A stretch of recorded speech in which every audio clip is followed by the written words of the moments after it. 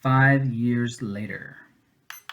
So we are on a battlefield and we see this guy Kaladin. He's the commander of a squad. He serves under Bright Lord Amaram.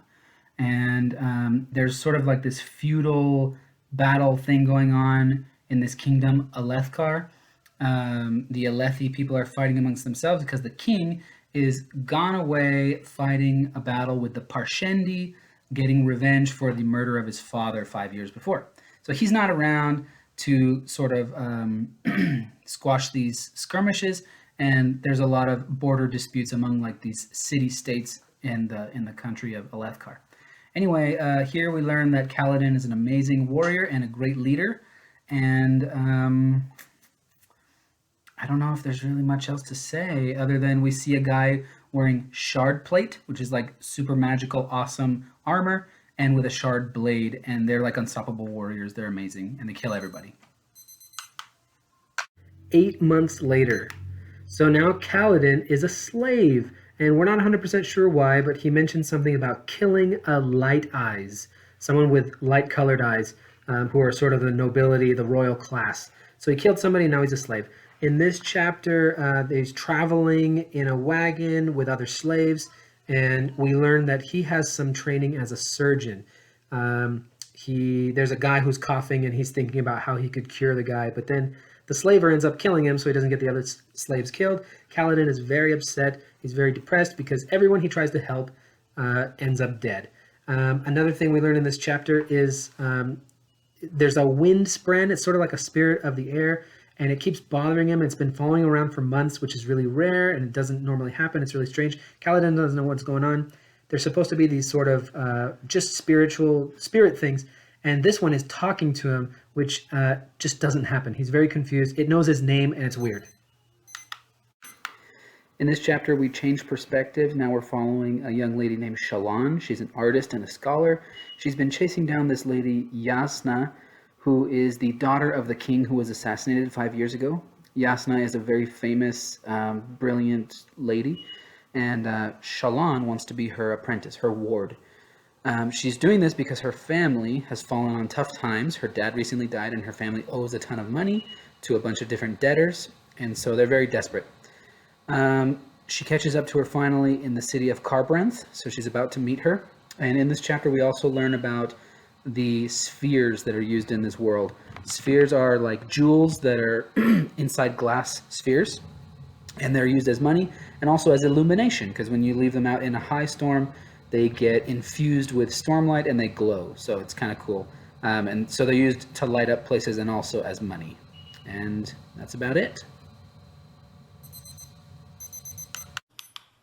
Now, in this chapter, Kaladin has a conversation with his slave owner, Tivlak, and we learn that on paper, Kaladin has been turned into a slave because he was a deserter from the military, but that is apparently not true. We don't know the real reason yet, but we'll find out.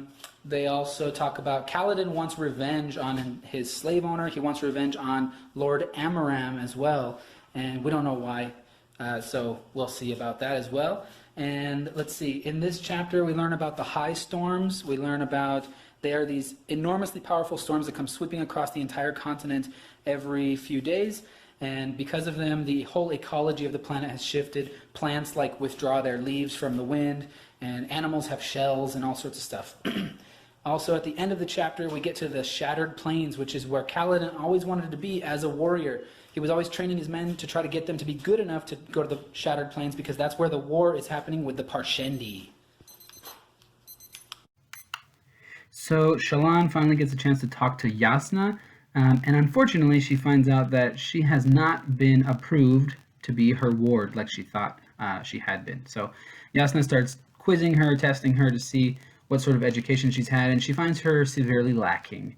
And eventually, at the end of the chapter, tells her, "No, you can't be my ward." So Shallan is devastated, but then she decides to not give up. In this chapter, we also see Jasnah use a soul caster. It's a sort of bracelet thing with a bunch of jewels on it, a bunch of gemstones, and she uses it to transform a giant boulder into a bunch of smoke. And we learn here that soul casters can be used to transform any type of matter into any other type of matter, depending on the soul caster and the person using it. We also briefly see Taravangian, in this chapter. Ooh. And at the end of the chapter, Shallan decides to not give up on Jasnah because she plans on stealing her soulcaster. Becoming her ward is just a ruse. Ooh. Kaladin is sold as a slave to some people who put him on a bridge crew. He meets a guy named Gaz, who is horrible. He's his commander guy, and he has one eye. Kaladin has to go on a bridge run across the shattered plains, and he sees the Parshendi for the first time. So the Parshendi are like these, they're not human. They're these different type of warrior people that their skin is like marbled black and orange and red, and I think white. I think some of them have white marbling in their skin. And basically, this bridge run is just the most nightmarish thing. And he, like half of the guys die. He barely escapes. He's completely exhausted. It's really horrific for him. And then, and then he learns he has to go back. So it's just really horrible. His feet are bleeding. His shoulders are bleeding from carrying the bridge. And then his little windspren friend that keeps following him is still following him. And he finds out she has a name, and it's Silfrena, or Sil for short. So Shallan's family is super desperate. She just cannot afford to not be Jasnah's ward. So she follows her into this place called the Vale and waits for her in a private alcove. As she's waiting, she's thinking about her situation, and we find out that before her dad died, he was scamming like everyone. Her family was rich, but only because he was using a soulcaster to create these veins of marble on his land and then mining that marble and selling it. So after he died in some sort of incident, the soulcaster was broken, and now her family has a lot of debts to pay, and time is running out. They're pretending he's still alive, writing letters in his name, but pretty soon people are going to figure out he's not around, and they're going to come calling. We learn that Shallan is an incredible artist, and she just does some incredible drawings while she's waiting for Jasnah. This guy comes in named Brother Kabzal. He is a priest guy. He's an ardent, and he's waiting for Jasnah. Jasnah is a heretic. She's publicly an atheist in a world where that's really out of the ordinary. And she comes into the room, and she's pretty pissed. She looks pissed.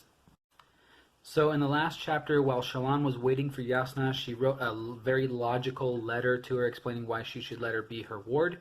And then when Jasnah entered into the alcove, she was pretty upset, and she really gives Shallan a piece of her mind, tells her to get lost. But then Shallan is like, well, at least, what did you think of this letter that I wrote you? And so Jasnah reads it, and she's like, wow, it sort of convinces her. And she says, you know what, I'm going to give you another chance.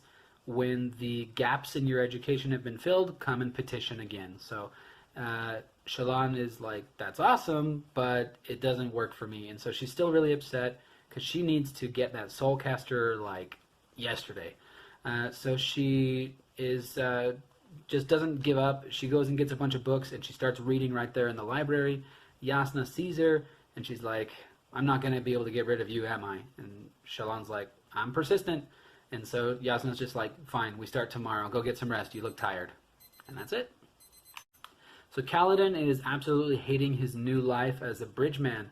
It is miserable. So bridgemen, they have to do all the worst jobs, and that includes bridge runs, which are horrible. And they have a high casualty rate, and Bridge 4 has the highest of all.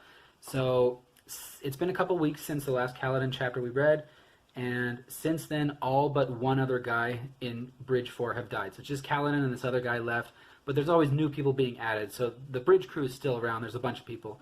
And then that last guy, he dies in this chapter. So Kaladin is the only surviving member from that bridge run. In this chapter, we also learn about the Parshmen. They're like these slave-type people. They're not really humans. They're humanoid, and they're related to the Parshendi, but they're basically treated as like pack animals and servants and slaves. They can speak, but they hardly ever do, and it's just sort of interesting. We don't know a lot about them. They're slaves, basically.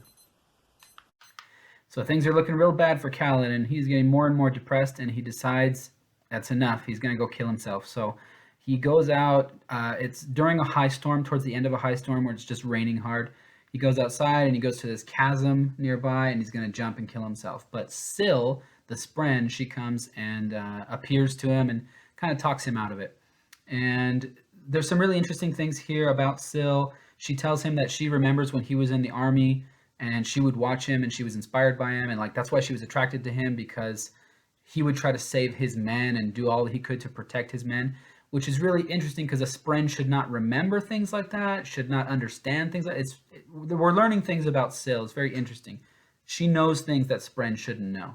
And then so he goes back to the camp. He confronts Gaz, this antagonist guy, and he just tells him, hey, I'm the bridge leader now. You're going to stay out of my way. And he decides to try to save his men and protect them one more time, to keep trying. That is the end of part 1 of The Way of Kings.